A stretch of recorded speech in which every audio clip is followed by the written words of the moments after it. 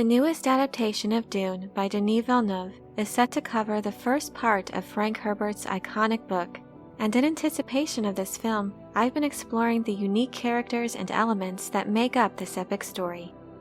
In this video, I'd like to explore the dread Imperial military force, the Sardaukar. These soldiers have quite the reputation in the universe of Dune. I'll consider where they come from and why they are so feared.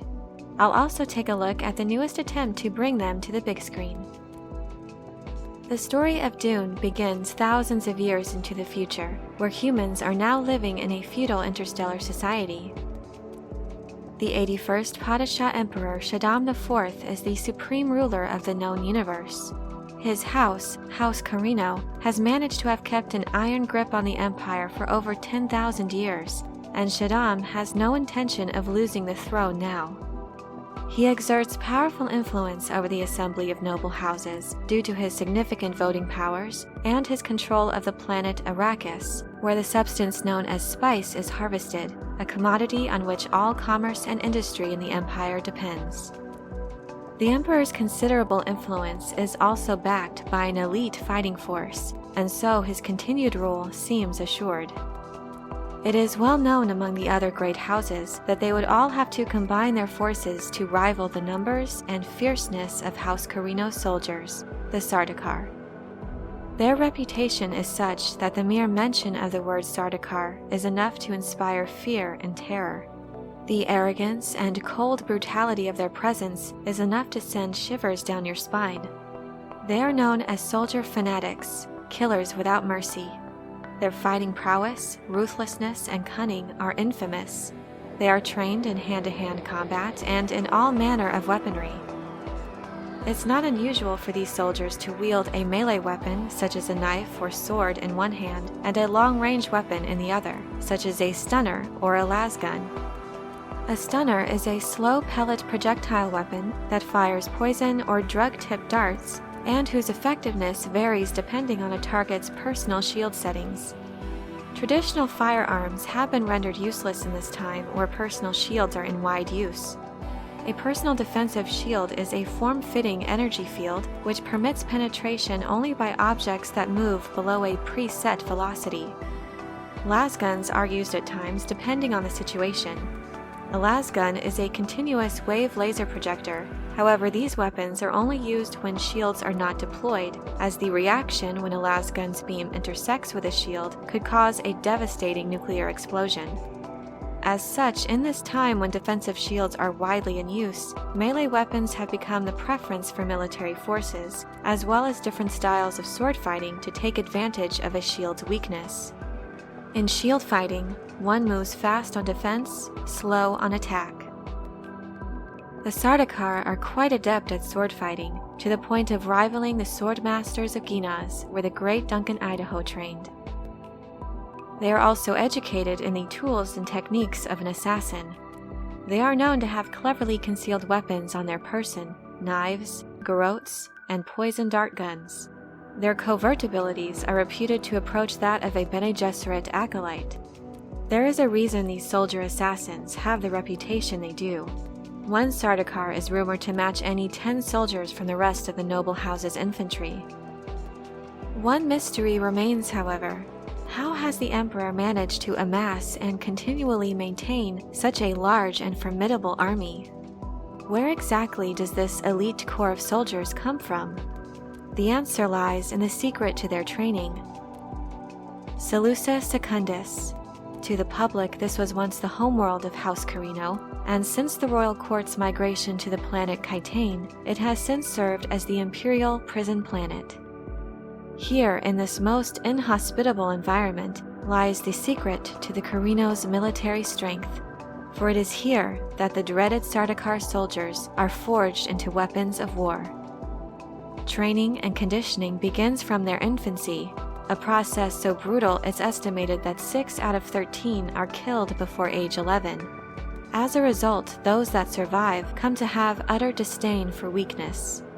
The training on this desolate planet filled with wild beasts, harsh terrain, and extreme fluctuations in temperature ensure that only the strongest and most ruthless survive to serve in the Imperial army. It is ingrained in each soldier to use cruelty and terror as weapons themselves, and to have little to no regard for their own safety.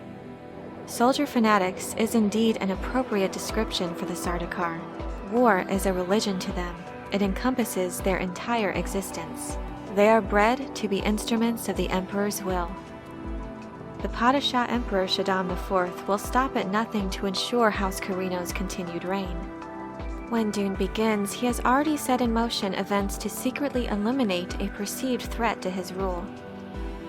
Duke Leto Atreides has been growing in influence and popularity among the other great houses in the Imperium.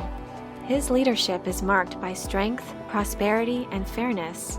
The Atreides infantry has also been made into a force close to rivaling the Emperor's own soldiers due to the training of some of the best minds and warriors in the known universe.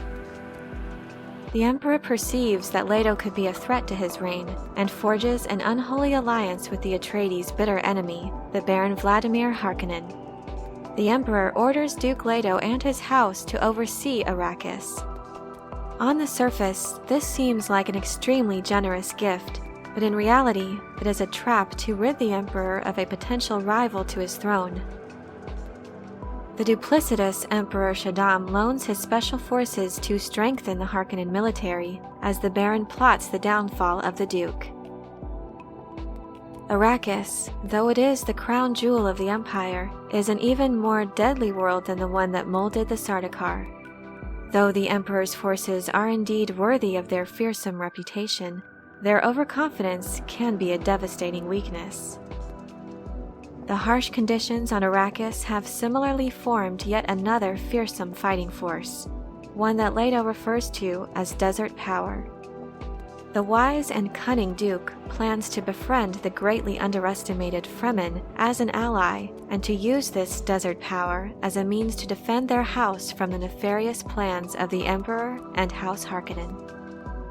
This sets the stage for a great conflict between the much-feared and famed Sardaukar and the underestimated and largely unseen forces of the native Fremen tribes scattered across the desert.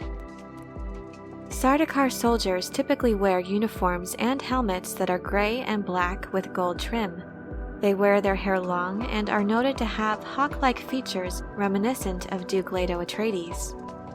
The Emperor tries to hide his involvement in the scheme against the Atreides by making sure his troops wear Harkonnen uniforms.